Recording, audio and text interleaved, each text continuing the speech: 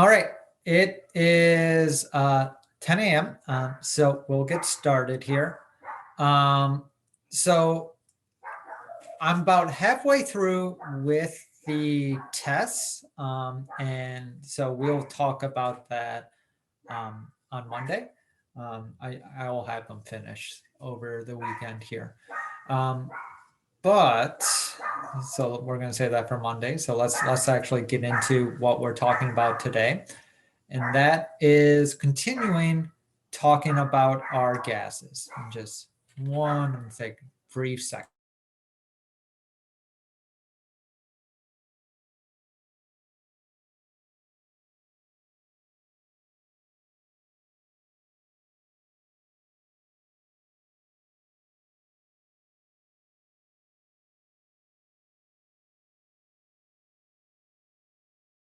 All right, sorry for that delay.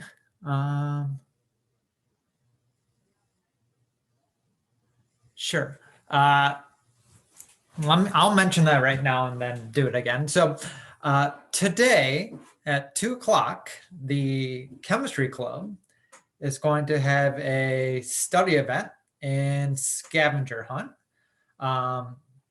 So definitely look into that if you're looking for more, fun thing to do with the chemistry club, and also looking to do a little more studying. Didn't we go over the 312 lecture? We have not covered the last thing at the 312 lecture, and that is the kinetic molecular theory of gases. We've talked about PV equals nRT, which is the formula we can use to calculate properties of gases, but we haven't actually thought about, what does this theory actually mean for the physical replication or the physical. Did you do this lecture on Wednesday? No, we had a test on Wednesday. Right. So on Monday, we've covered up to airbags. We didn't talk about this, unless I'm completely blanking out.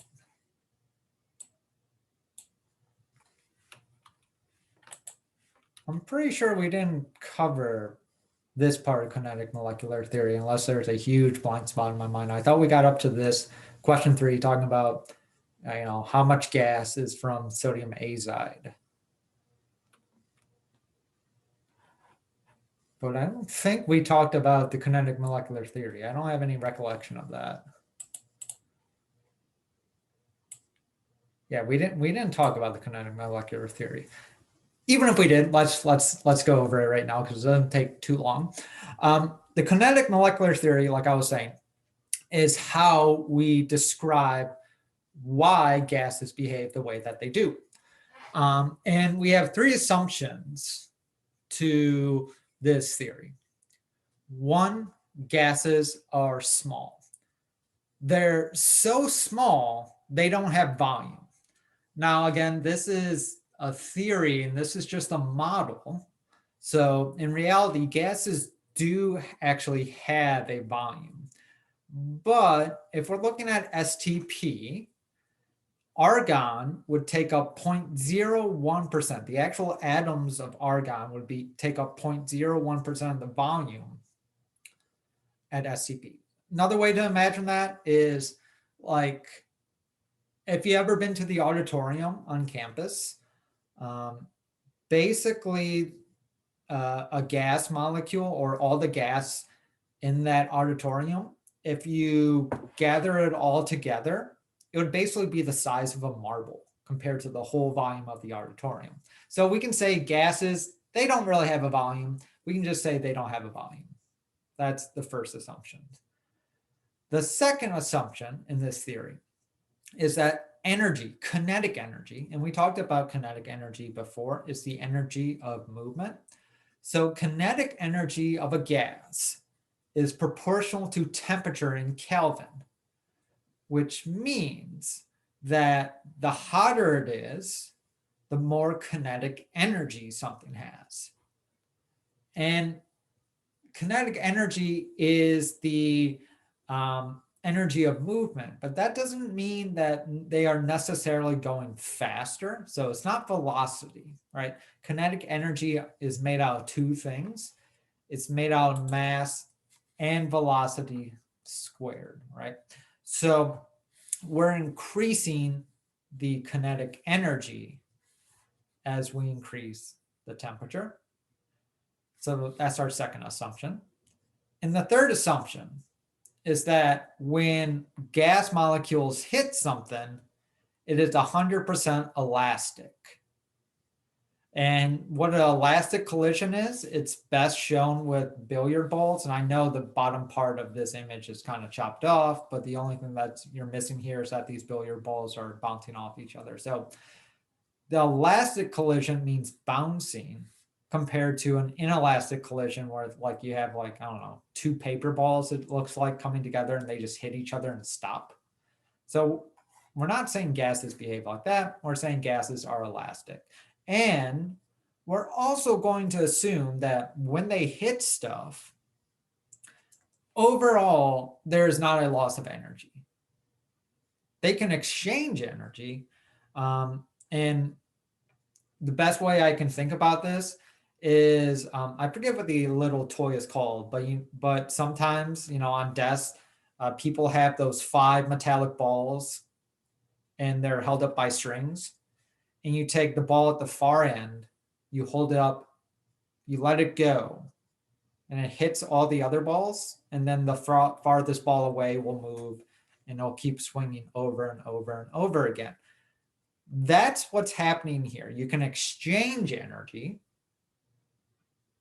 but the system as a whole never loses energy. So that's the third assumption. Newton's cradle. Yeah, that's what that toy is called. And so that's what we're thinking of with gases as well.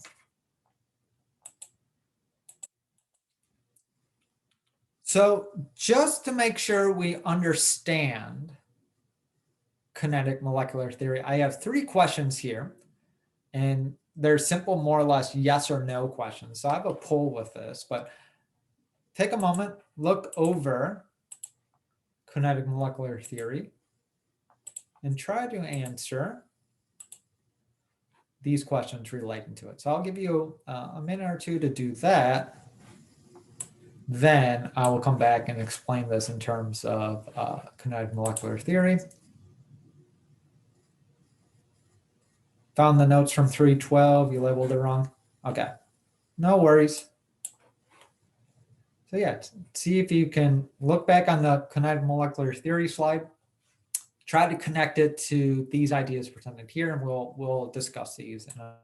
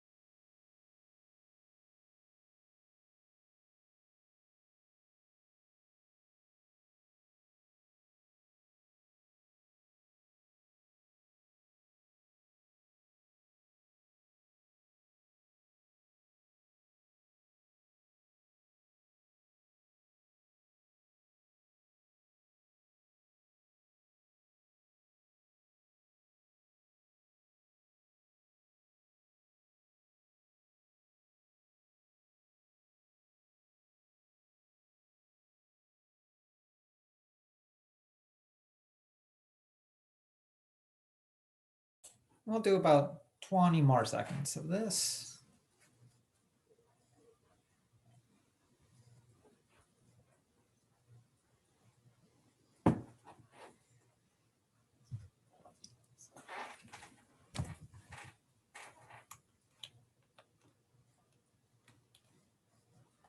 Okay, let's take a look. So our first one, if we have 1 liter of helium, 1 liter of argon, same temperature, same pressure. Okay, do atoms in the helium sample have the same average kinetic energy as atoms in the argon sample? They do. Because molecular kinetic theory says, let me just go back, that kinetic energy is proportional to temperature. So if they're at the same temperature, therefore they have to have the same average kinetic energy. So that they do have the same energy there. B, do they have the same velocity? They don't. Right? So remember on the last slide, I said kinetic energy is equal to 1/2 mass velocity squared. So if their kinetic energy is the same and their mass are different, because helium and argon weigh different things, therefore velocity has to be different.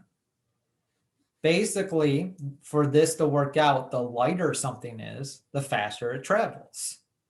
The heavier something is, the slower it travels. And that brings us to our last point here. Argon atoms, much bigger than helium. Therefore, do they exert a greater pressure on the wall of a container? They don't. There's a couple ways I can explain this. First off, pressure equals force divided by area. And force equals mass times acceleration. So basically, even though they have a bigger mass, they're going slower. So that's for argon. For helium, they have a smaller mass, but they are going faster. So the forces, on average, are actually the same. And that's one way I can explain it. The second way is using ideal gas law. PV equals nRT. There's nothing in the ideal gas law that says what type of atom you're working with. There's no way in any of these variables I could state that this gas is argon or helium.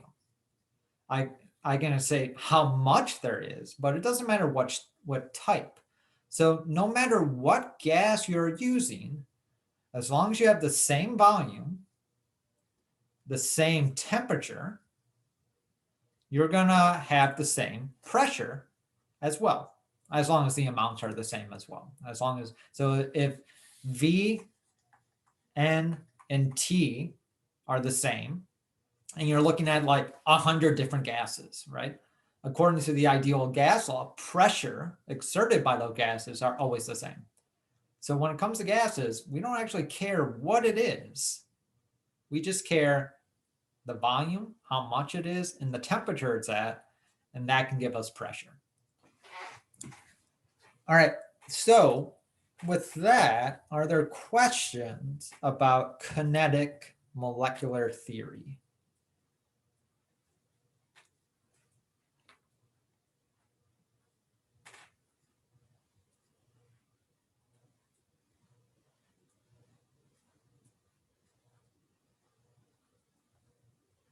If not, we can just go on to the slide I prepared for today, 319.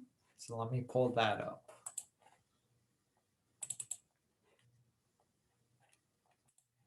Okay.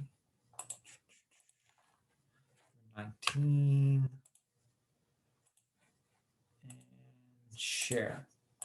All right. And we're going to continue our discussion on gases, and we're going to continue right where we left off in the last PowerPoint with kinetic molecular theory.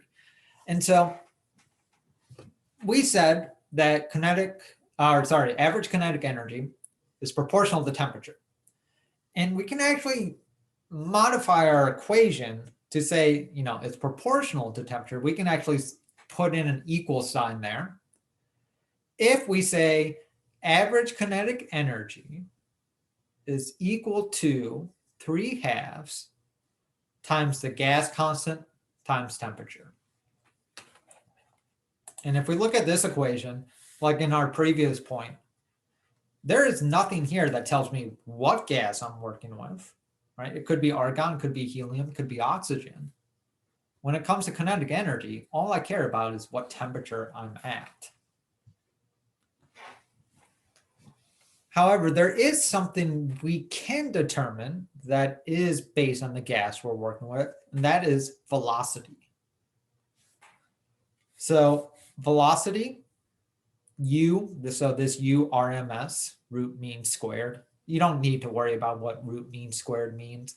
This is just a fancy mathematical way to say velocity is equal to the square root of 3 times gas constant times temperature divided by the molar mass of a gas. So this is molar mass. And if we look at this equation, the faster your velocity, that means the smaller you are, right? So they're inversely proportional, which is what we just said on the previous slide as well. The bigger you are, the slower you move. So those are two different equations that relate back to this kinetic molecular theory. So just so we have a good sense of this, I want you to tell me if I have Cl2 gas at 25 C, what's my average kinetic energy of the gas? And how fast is this gas moving? What's the velocity? So I'm going to give everybody a couple minutes, get used to these equations, get used to these variables. R is given down there. In case you're wondering what this J is joule, and that's energy.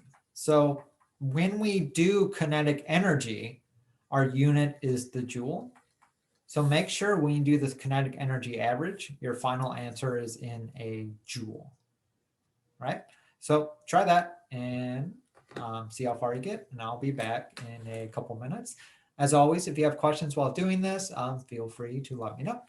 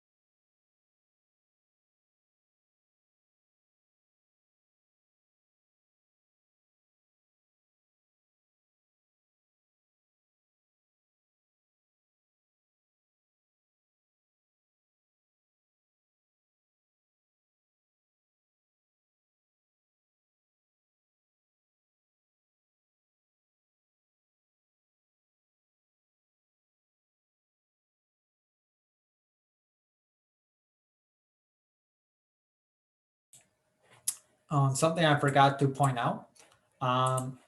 So the number of R, that's actually correct. So 8.314 is correct. Another way that I can put these units is that of joules per mole K, which is what we don't care about that. R also has the units of kilograms meters squared divided by K times mole times second squared. So right number, I just gave you the wrong units there.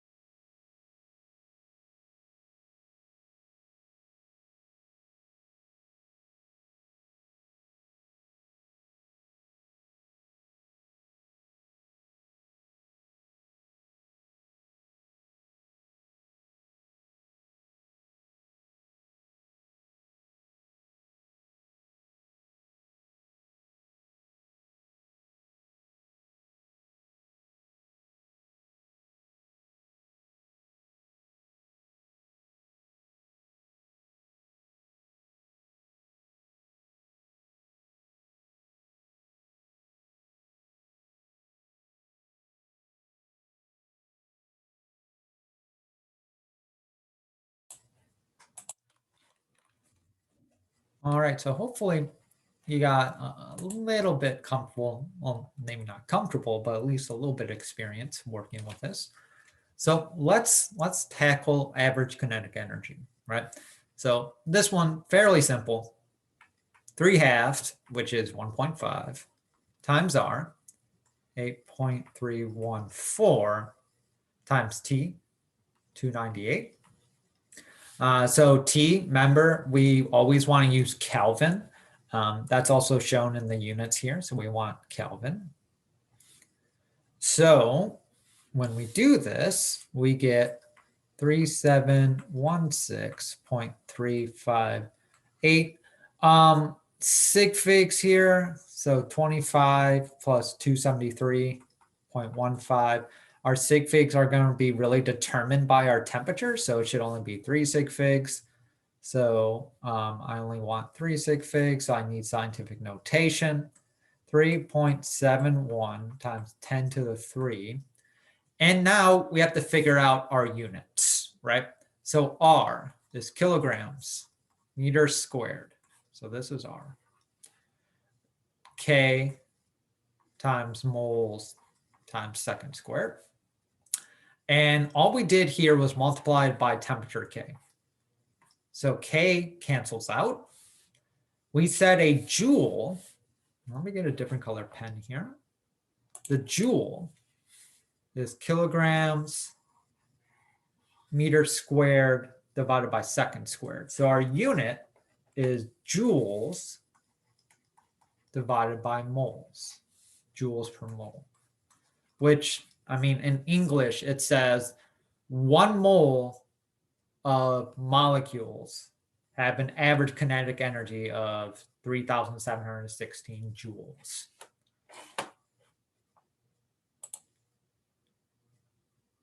Are we not using 273.15 per Kelvin, just 273? You should use 273.15 to be more accurate.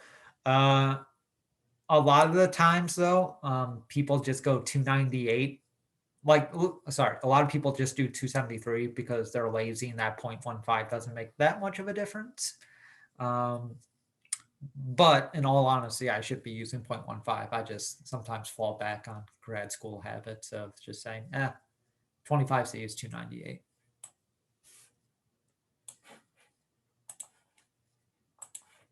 All right, so that's kinetic energy. Let's go with molecular velocity now. Yeah, so we have square root of 3 times R, 8.314, times temperature, 298.15, divided by molar mass. So the molar mass of Cl2, if we go to our periodic table, Cl2 equals 70.906 grams per mole. So you just take the Cl number and multiply it by 2. So the 0.15 doesn't matter. For the most accurate calculation, it does matter. But just to give you like a look behind the curtain, when people actually do calculations with temperature, a lot of the times, due to pure laziness, it's 2 extra buttons or 3 extra buttons you have to hit on a calculator, and people are and it doesn't make that much of a difference to your calculation. So a lot of the times people will just drop it. But sometimes you can't do that. So it's always good practice to keep that 0.15. Is the kinetic energy average always in like joules per mole? I'm guessing that's what you meant to put. That's a J, not an S.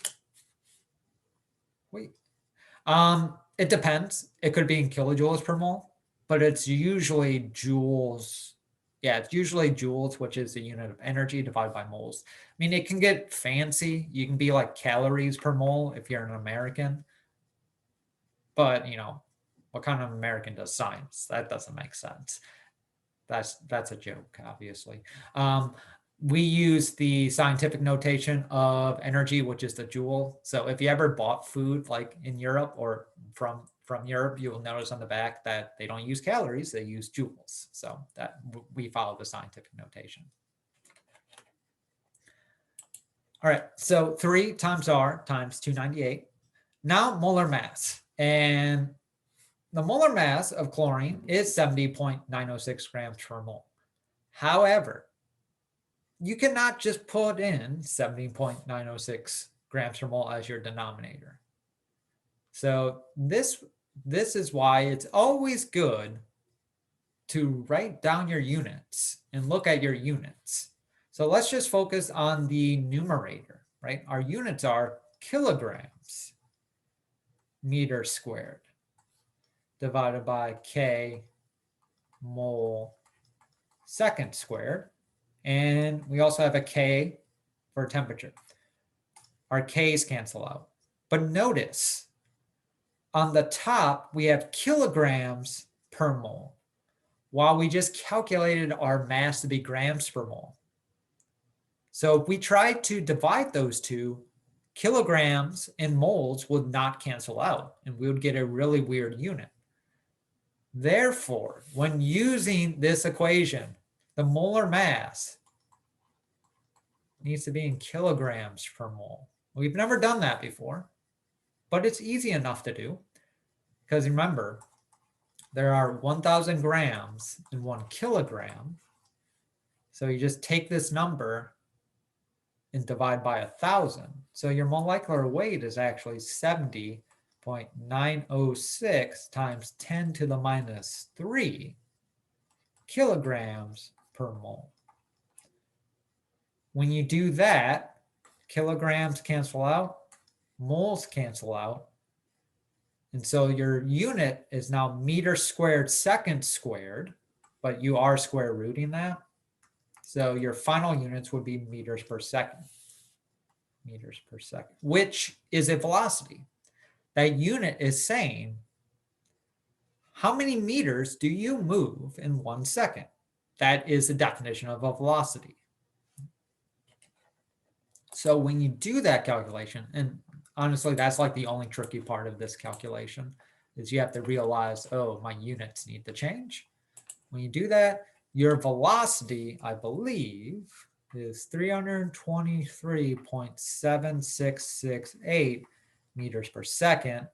And it should be 3 sig figs again because of our temperature, 324 meters per second. That means at room temperature, it takes chlorine gas 1 second to move 324 meters, which is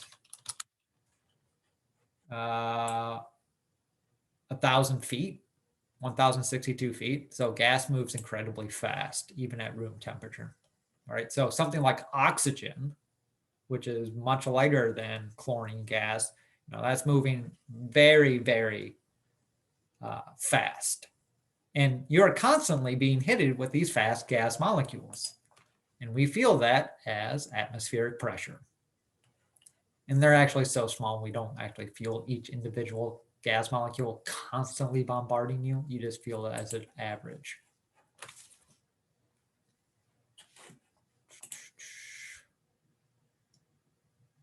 Why did we put the first in scientific notation, but the second we just rounded? I mean, you could put the second. The reason why I didn't put the second answer in scientific notation is because I needed 3 sig figs, right? And 3 sig figs are all before the decimal. So I can just put 324. You could do 3.24 times 10 to the 2 if you wanted to. There's nothing wrong with that. That's perfectly acceptable.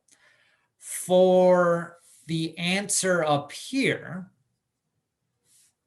we needed 3 sig figs, but I had 4 digits before the decimal. So you could do 3710, but that 0 is ambiguous because technically, if you don't put a decimal there, that 0 is not a sig fig, but that's very hard to remember.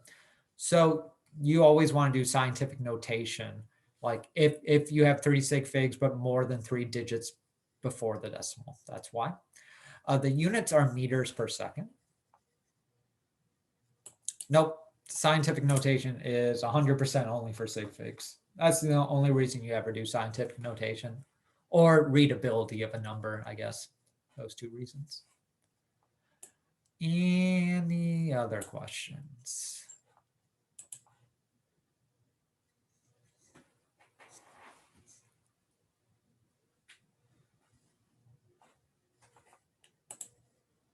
You got 102.41. Let me double check.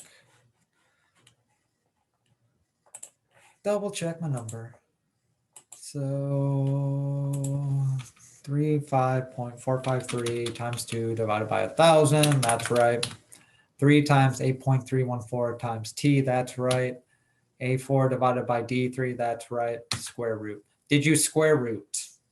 Because it'd be before you square root, you get 104,824. Once you do the square root, you get 323.7668.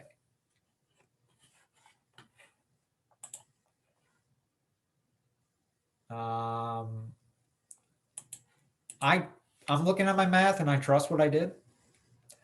So I'm not sure why you're getting a different answer.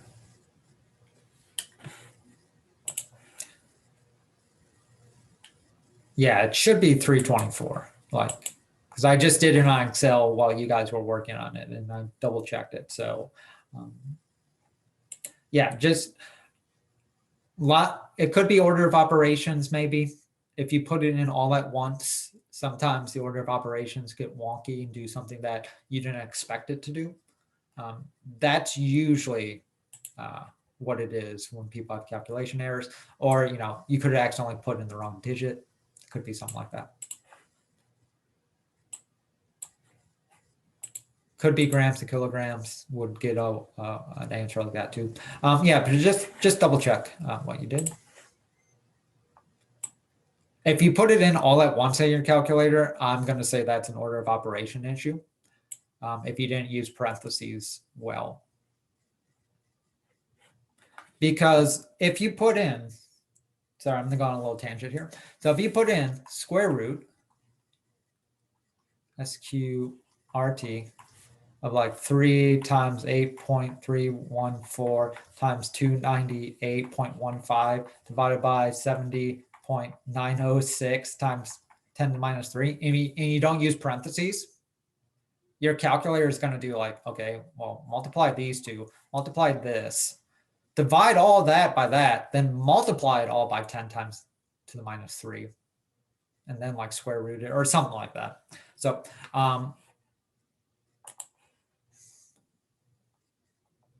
yeah, it's I'm like 100% confident that I did my calculation right. So I'm not sure. Without seeing the calculator, it's hard for me to say. Anyways, let's move on. So we're going to continue just talking about kinetic molecular theory here. So here I have a graph. One of the most important things you can get out of science classes is learn how to read graphs. Unfortunately, as a country, we are not the greatest at getting information from graphs. So science class is a perfect opportunity to fix that. So here we have molecular velocities for 2 different molecules, molecule A and molecule B. We're at the same temperature. So we have molecular velocity on the X and number of molecules on the Y. Therefore, based on this graph, which molecule is heavier? And I have a pool here. So tell me, which molecule is heavier? Is molecule A heavier or is molecule B heavier?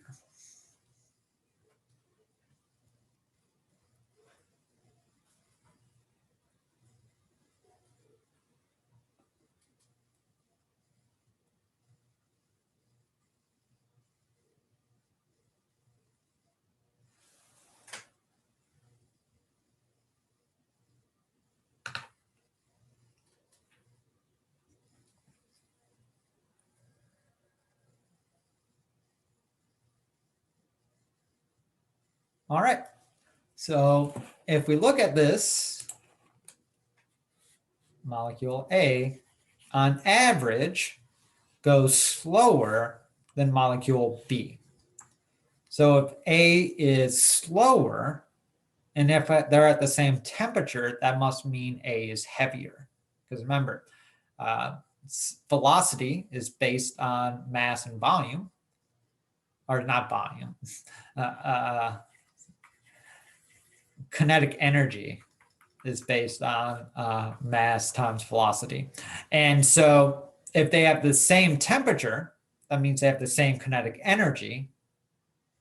Therefore, the slower you are, the heavier you are. So A is slower. What does M divided by S stand for? Meters per second. So I'm going like 500 meters per second or something.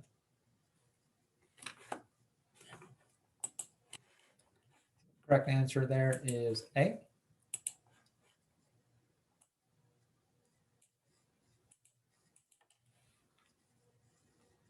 And let's go to another graph. I love graphs. So let's cut off on the bottom. This says molecular velocity, meters per second. Okay, so here we have two temperatures, or sorry, two molecular velocities at two different temperatures, T1 and T2. Therefore, what temperature is the hottest? Is T1 hotter or is T2 hotter? And it's the same molecule at two different temperatures.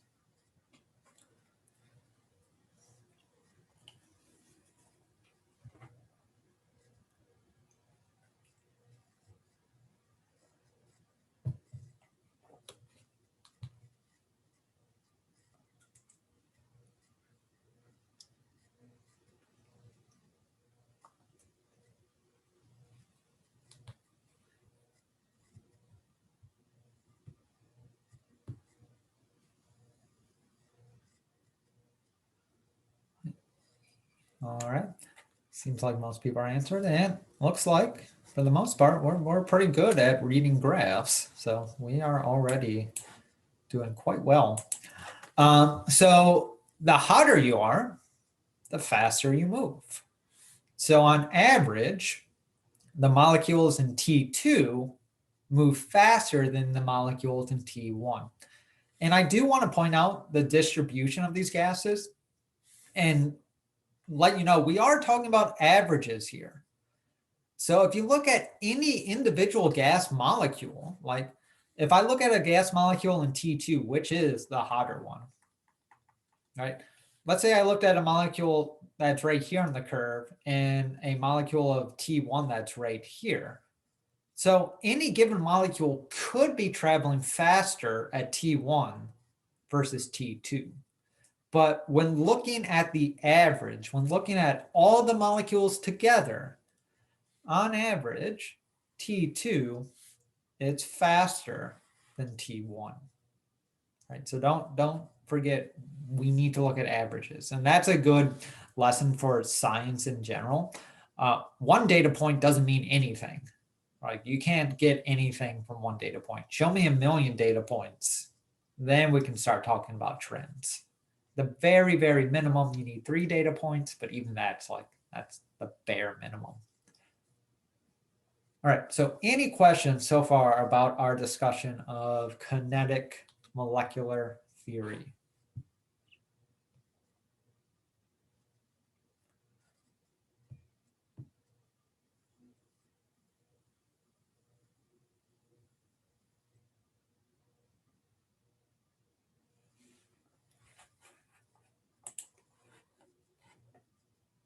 Oh, so you need like millions of data points. What I was saying for that is that if you ever want to say anything significant in science, you need a lot of data points. One data point doesn't tell you anything. Right? So let me talk about a somewhat controversial subject, climate change, right? So one of the things people say that climate change isn't real, like what we had last month in Texas was, hey, it's snowing in Texas. What do you mean the climate is getting warmer and all that? Well, that's a data point. But if you look at every single day brought together and take the average of it, you see on average, the temperature is warming up. So one data point doesn't mean anything. You need to take many data points to get any sort of conclusion in science. That's what I was trying to say there.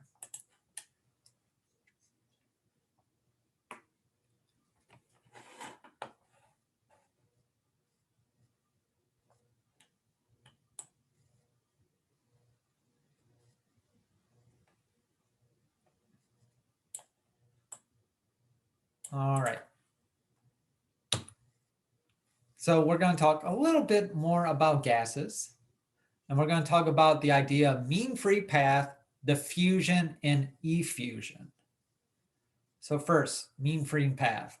It's the distance that a gas molecule travels before it hits something, the average distance, right? And so like if I just, am I looking at this and gas molecule is moving, then it hits like a wall, I would measure that distance. Then I look at the same molecule going like that, then it hits another molecule, that distance. I just keep doing measurements like this. It hits a wall and it's that distance. I keep doing measurements of that and take the average of that distance. That's mean free path. And mean free path, that decreases the more concentrated your gas gets. So as concentration or pressure, remember these brackets means moles divided by liter, molarity, which is concentration. So as the molarity of a gas increases or the pressure of the gas increases, those are the same thing. My mean free path decreases because I'm more likely to hit something, right? So if you're like in a crowded train station, you're more likely to bump into somebody versus like an empty train station. You're not going to hit anybody. That's kind of how that works. Diffusion is the spread of molecules from high to low concentration. You probably heard about that before. And this is emphasized random, right? It just happens. And once you, if anybody ever takes physical chemistry, that's when you actually understand like the science, the math of why diffusion happens. But for now, it's sufficient to know that if you start with something that's highly concentrated, they will just diffuse a low concentration. The best analogy for this that I've heard is like if you have a bunch of cats, would be like my doodle of a cat. If you have a bunch of cats in a room and they're all like locked together, like if I put 100 cats in a room and then like I took down all the walls of that room, the cats are going to move away from each other because cats hate each other for the most part. And so cats will naturally diffuse from high concentration of cats to low concentration of cats. Molecules do the same thing. And then a fusion is if I have a container of gas and I poke a little hole in it, and out here is vacuum. So there's nothing outside this container. Gas will go through that into the vacuum. That process is called effusion. Again, the best example for this is that if you're up in a plane, like way up in a plane, and let's say somebody kicks the window open, all the gas will just flow out of the plane into the atmosphere.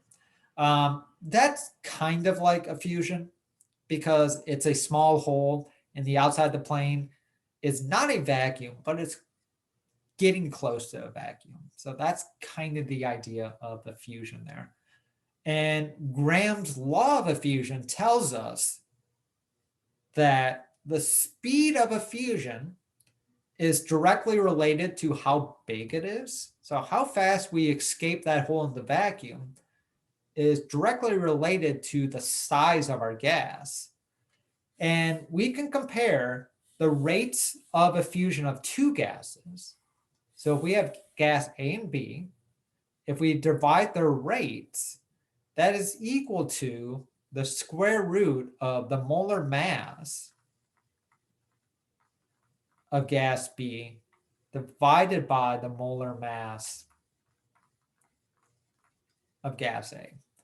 So if I know how fast two different gases effuse, and I know the weight of one gas, I can calculate the weight of the second gas. Or another way I could use this, if I know the weight of both gases, and I know the rate of effusion of one gas, I can calculate how fast the other gas effuses. That's what that equation says. Right, before we look at the last question for today, any questions about this terminology here?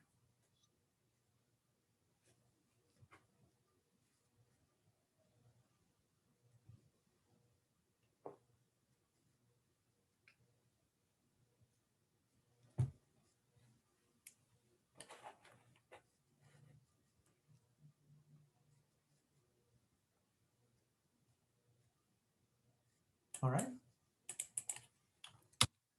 So our last question. So I have neon gas, and I say neon has an infusion rate of 76 meters per second. I have another Nobel gas. This effuses at 29.796 meters per second. Using Graham's law of effusion, which is shown right here, what is the second gas? So time's running out here, so I'm going to help you along. With any word problem, start declaring variables. So let's say neon is gas A, has a rate of 76. So this is rate of gas A. Then I have an unknown gas. So my unknown gas is B. And I have an effusion rate of 29.796 for B. So I have A, I have rate B, I have mass A, solve for mass B. Right. So I'll give you a minute or two to work on that. And since we're almost done, I'll come back with the answer rather quick, but see how far you can get in like a few minutes here.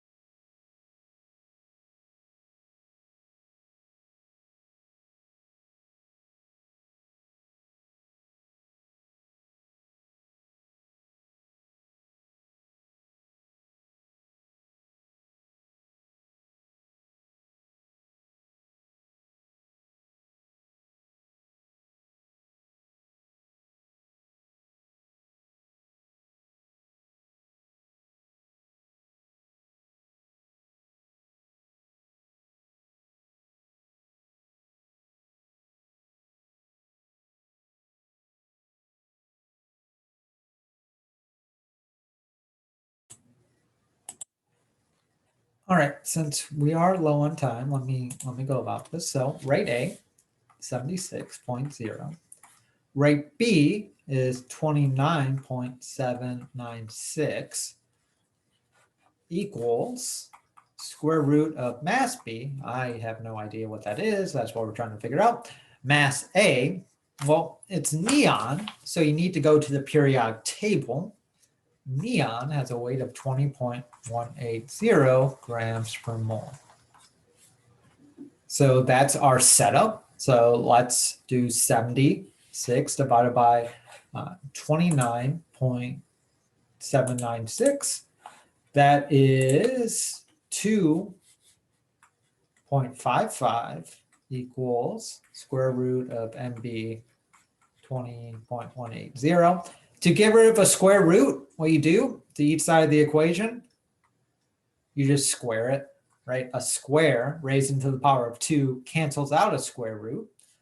That's 6.50 equals MB, the mass of B, divided by 20.180.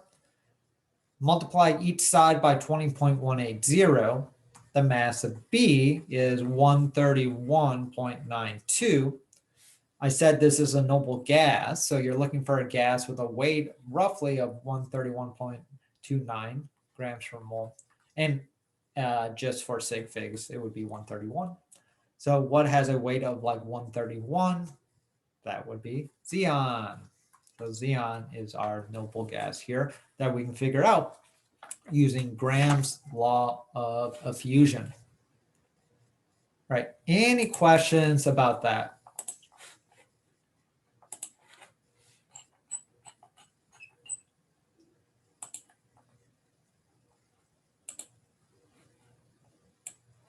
Yeah, I mean, it is a cool equation. And keep in mind, these people, like these scientists figured this out like before calculators, before we even knew what a gas was.